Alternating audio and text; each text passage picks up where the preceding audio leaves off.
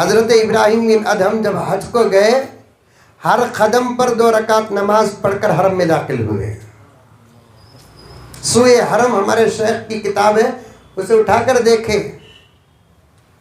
رابعہ بصریہ اتنی محبت کے ساتھ گئی کہ خانہ کعبہ کو رابعہ کے آمد کا انتظار تھا۔ اور یہ سب صوفیانہ باتیں ہیں، اولیاء کا کلام ہے۔ ہم جیسے گنہگاروں کو یہ بات سمجھ میں نہیں آتی۔ ایک مرتبہ تو اتفاق ایسا ہوا، ابراہیم بن ادہم رحمۃ اللہ علیہ خانہ کعبہ کا طواف کر رہے ہیں۔ طواف معلوم، یہ عمل صرف مکے میں ہوتا ہے، اور مکے میں بھی صرف کعبے کے پاس ہوتا ہے۔ اسی لیے علماء نے فرمایا کعبے اور مسجد حرام کے بیچ کی جگہ میں چکر لگائیں گے تو طواف ہوگا، مسجد کے باہر اگر چکر لگائیں گے تو طواف نہیں ہوگا۔ یہ عمل کا تعلق صرف اور صرف خانہ کعبہ کے ساتھ ہے، اس کے علاوہ کسی اور گھر کے ساتھ اس عمل کا تعلق نہیں ہے۔ اگر میں کہوں تو شاید کچھ لوگوں کو ناراضگی ہوگی، کئی ایسے لوگ ہیں جو اولیاء اللہ کے مزارات کا طواف تک کرتے ہیں۔ نلور گیا تھا، ویسے تو بدنام ہوں اور بھی کرو کیا فرق پڑتا، ایمان کی حفاظت کے لیے حق نہ بولے تو اور کیا بولے۔ نلور معلوم حضرت آندھرا کا؟ نلور گیا تھا، میں جاتا بھی رہتا ہوں۔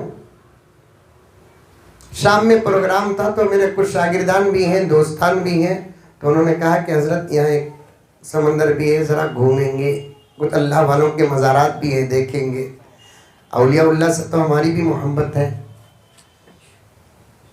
میں بھی گیا، ایک جگہ پر کار پارکنگ ہوئی، کچھ اللہ والے کے مزارات تھے، اندر حاضری ہوئی، سلام عرض کیا، سورہ فاتحہ پڑھا، سورہ اخلاص پڑھا، دعا کیا، اس کے بعد باہر نکلیا، دیکھا تو کیا ایک ٹاٹا سومو، بہت پرانی بات، جب ٹاٹا سومو ہی چلتی تھی، خالی روم مار رہی ہے۔ میں مذاق کا آدمی، میں نے پوچھا میرے دوست سے، کہا بھی یہ گاڑی دیوانی ہوگی کیا، ایسا روم مار رہی ہے؟ سو حضرت راؤنڈ نہیں، حضرت طواف کر رہی ہے۔ سو بابا،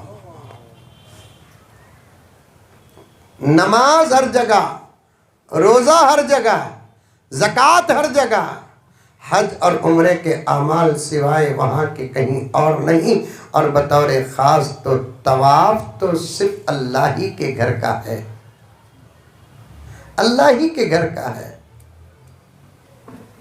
اور یہ عمل یا اس جیسا عمل کسی مذہب کے اندر بھی نہیں ہے۔ حضرت ابراہیم بن ادہم طواف کر رہے ہیں، کرتے کرتے اچانک کعبے پر نظر پڑی۔ کبھی کبھار بڑے بڑے اولیاء سے بھی کوئی بھول چک ہو جاتی ہے۔ اصل میں طواف کرتے کرتے، جو حج کو جانے والے ہیں، عمرے کو جانے والے ہیں، سن لیں، طواف کرتے کرتے کعبے کی طرف دیکھنا بھی نہیں، کعبے کی طرف پھرنا بھی نہیں، سوائے نیت کر کے نماز کے وقت میں طواف روک رہا ہوں، اس نیت کے ساتھ روک کر پھرنا۔ ورنہ صاف فقہا نے لکھا ہے طواف کرتے کرتے بغیر کسی دھکے کے اپنی مرضی سے اپنا سینہ کعبے کی طرف کر لیتا ہے، طواف ٹوٹ جاتا ہے۔ ساری دنیا میں کعبے سے سینہ ہٹائیں گے تو نماز ٹوٹتی ہے، طواف کی حالت میں کعبے کی طرف سینہ کریں گے تو طواف ٹوٹتا ہے۔ اسی کا نام شریعت ہے، اسی کا نام حکم ہے، اطاعت ہے، عبادت ہے۔ ان اعبدونی ھذا صراط مستقیم کی تفسیر میں آتا ہے، عبادت نماز روزے زکوٰۃ کو نہیں کہتے، عبادت کی یہ شکلیں ہیں، عبادت اللہ اور اللہ کے رسول کے احکامات کو کہتے ہیں۔ پوائنٹ سمجھ میں آیا آپ کو؟ نماز میں اگر سینہ قبلے سے پھر جائے تو نماز ٹوٹ جاتی ہے، اسی قبلے کی طرف طواف کی حالت میں سینہ کر دیں گے تو طواف ٹوٹ جاتا ہے۔ اللہ اکبر۔ عمل کسے کہتے ہیں؟ جب جہاں جیسا اللہ کرنے کو کہتے ہیں، اس کا نام عمل نماز پڑھنا ہی ہے، چھوڑنے والا گنہگار۔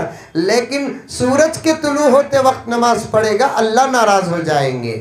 سورج کے زوال پر نماز پڑھے گا، اللہ ناراض ہو جائیں گے۔ سورج کے غروب پر نماز پڑھے گا، اللہ ناراض ہو جائیں گے۔ روزہ رکھنا ہے، اللہ کا پسندیدہ عمل ہے، لیکن عید کے دن روزہ رکھے گا، اللہ ناراض ہو جائیں گے۔ اس سے صاف مطلب نکلتا ہے عبادت ہم جو کہتے ہیں اس کو نہیں، اللہ اور اللہ کے رسول کے حکم کو عبادت کہتے ہیں۔ حضرت ابراہیم بن ادھم طواف کر رہے تھے، کرتے کرتے اچانک لوگوں پر نظر پڑی تو دیکھتے کیا ہے، کعبے پر اللہ کی جو تجلی نازل ہو رہی تھی ویسی ہی تجلی کا ایک حصہ طواف کرنے والوں میں کسی کے سر پر اتر رہی ہے۔ حضرت ابراہیم بن ادھم اس تجلی کو فالو کرتے ہوئے قریب گئے تو کوئی مرد نہیں تھا، پردہ پوش ایک عورت، وہ بھی طواف کر رہی ہے۔ دل صاف ہو تو پھر اصلاحی سوالات معلومات کے لیے کرنے میں کوئی حرج نہیں۔ ہمارے دل اتنے صاف نہیں۔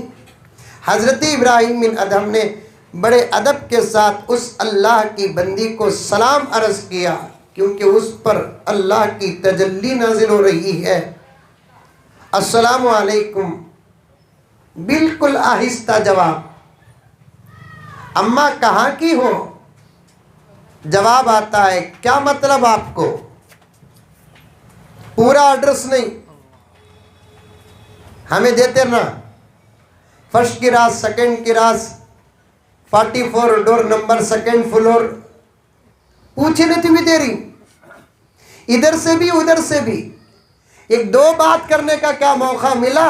ہماری گفتگو کی انتہا ایڈریس تک پہنچ رہی ہے۔ عورت نے آہستہ جواب دیا، وعلیکم السلام۔ ابراہیم بن ادھم نے اس عورت سے پوچھا، تم کون ہو؟